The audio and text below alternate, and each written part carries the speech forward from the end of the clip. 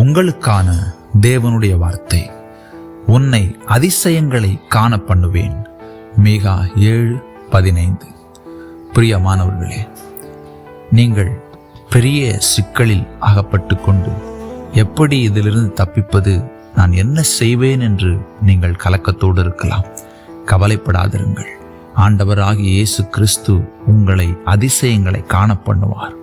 ஏனென்றால் அவர் பெயரே அதிசயமானவர். ஆம் பிரியமானவர்களே, ஒருவேளை சரீரத்தில் சுகமில்லாமல் இருக்கலாம், மருத்துவர்களால் அதை குணப்படுத்த முடியாமல் இருக்கலாம். ஒருவேளை ஏதாவது எனக்கு அற்புதம் நடந்தே ஆக வேண்டும், எல்லா முயற்சியும் நான் எடுத்து விட்டேன், எதுவும் மாறவில்லை, எதுவும் நடக்கவில்லை என்கிற ஒரு நிலையில் நீங்கள் இருக்கலாம். கவலைப்படாதிருங்கள். அந்த இடத்தில், அந்த விஷயத்தில் கர்த்தர் உங்களுக்கு ஒரு அதிசயத்தை கட்டளையிடுவார்.